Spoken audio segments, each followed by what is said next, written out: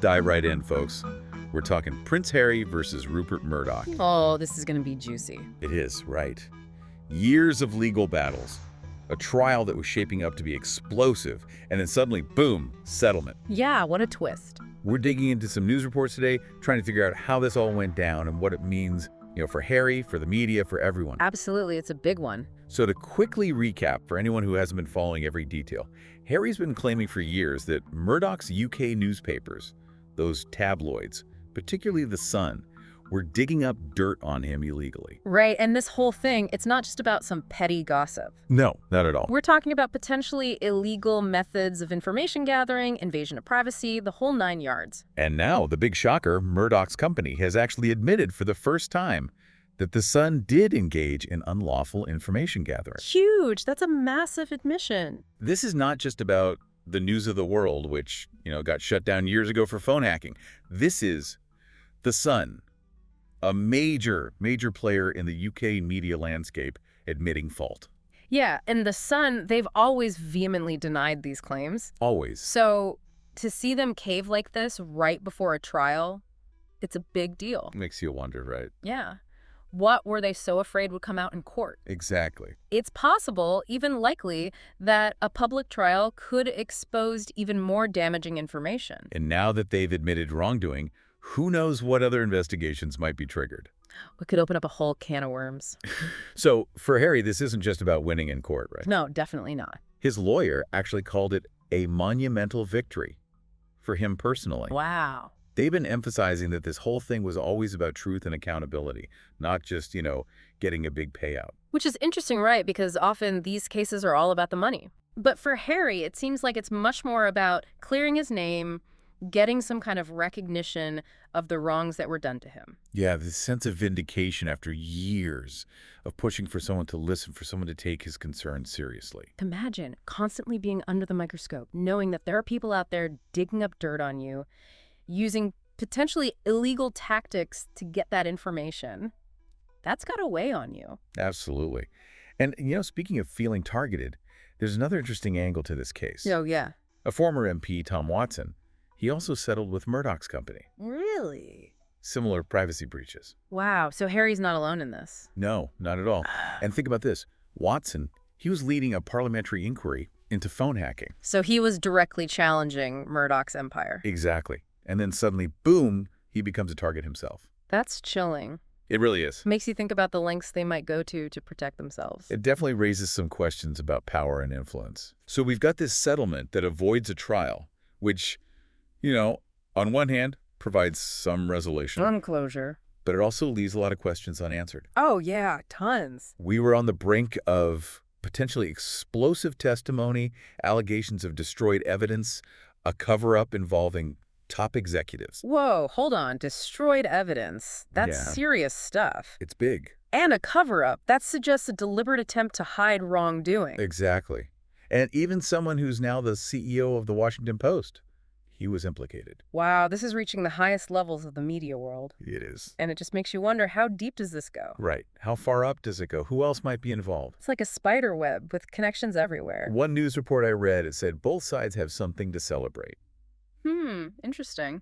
How so? Well, it seems pretty clear. Harry and Watson, they got their apologies, that admission of guilt that they were after. Right, so they got what they wanted. And Murdoch, well, he managed to avoid a potentially disastrous trial. Dodged a bullet, maybe. But, even with the settlement, this case, it raises so many questions about the role of the media, about power, about accountability. Absolutely. What do you think the lasting impact of this whole thing will be? Well, that's the million-dollar question, isn't it? It makes you think about the toll it's taken on Harry, right? Oh, absolutely. I mean, the guy's been through a lot. He's talked about the trauma, the anxiety, the constant fear of being hounded by the paparazzi, especially after, what happened to his mother. It's like a never-ending nightmare, constantly looking over your shoulder, feeling like you can't escape the cameras. And this legal victory, it's not just about winning in court. Right. It's symbolic, It's about taking back control, reclaiming his narrative, finding some peace of mind after all these years. It's huge for him, I think.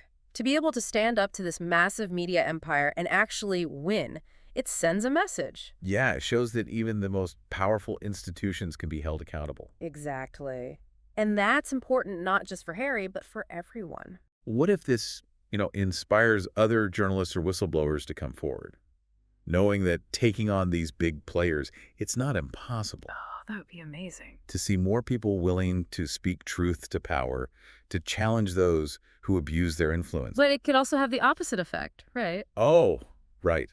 You're thinking it could have a chilling effect. Yeah, maybe it makes journalists even more hesitant to pursue stories about powerful figures for fear of, getting dragged into these legal battles. That's true. It's a double-edged sword for sure. It is. It highlights the risks involved in challenging the status quo, in taking on those who hold a lot of power. But on the other hand, it also shows that it can be done, that these institutions, they're not invincible. It's a delicate balance for sure.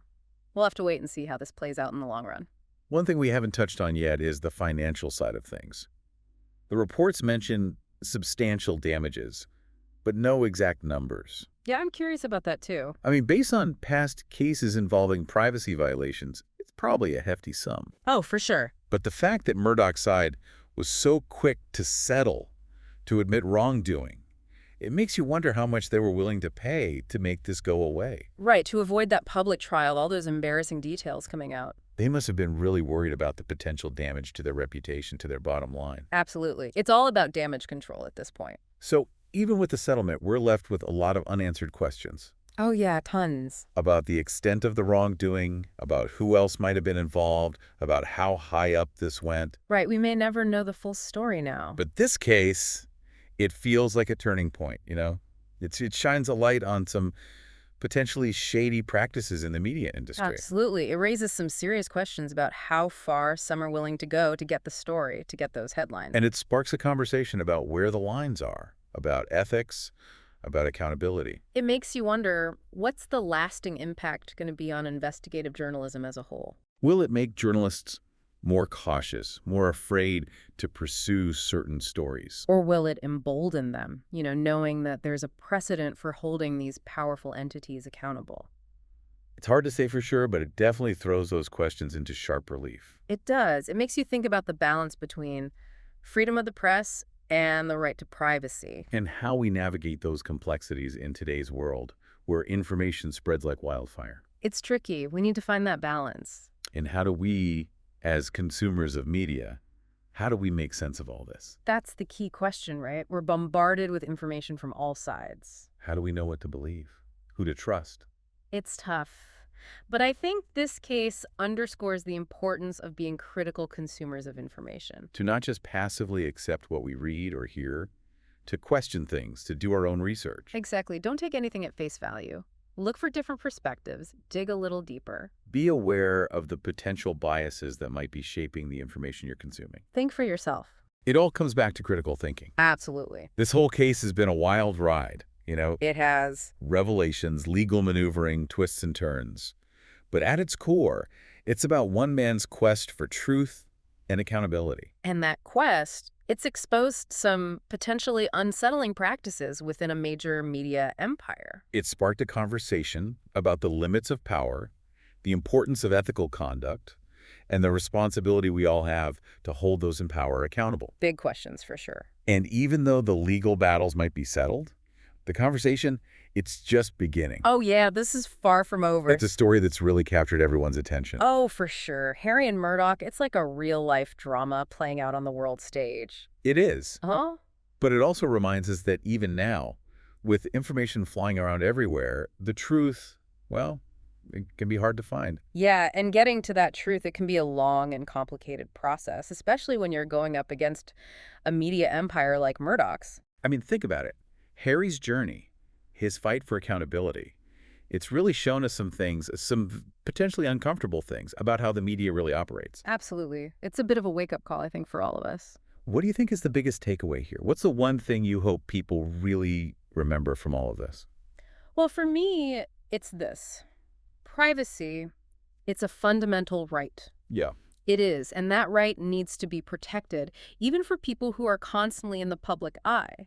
We tend to forget that even celebrities, even royalty, They deserve a certain level of privacy. It also highlights the huge responsibility that the media has, right? Oh, absolutely. I mean, they have a massive influence on how we see the world, how we perceive things. They shape the narrative. Exactly. And with that influence comes a responsibility to operate ethically, to stay within the bounds of the law. This case, it raises some really big questions about power, Yeah. about the balance of power between the press and, well, powerful figures. Right, and how that dynamic impacts the pursuit of truth. How can we, as individuals, everyday people, navigate this crazy media landscape? We've got to be active, not passive.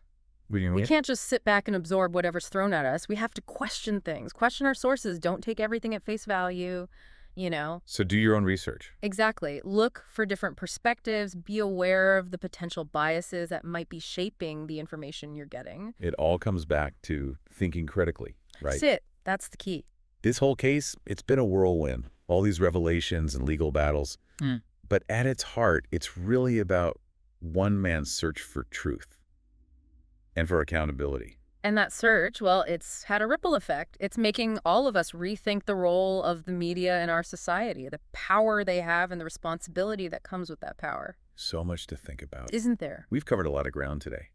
And it's clear this story is far from over. The legal part might be settled, but the conversations that have started, well, those are just getting going. Yeah, and those conversations are important. We hope this deep dive has given you some new things to think about, some new perspectives. As we all try to figure out this ever-changing world of media and information, what do you think the lasting impact of this case will be? It's a question worth pondering. That's all from us today, but keep those conversations going, and thanks for joining us.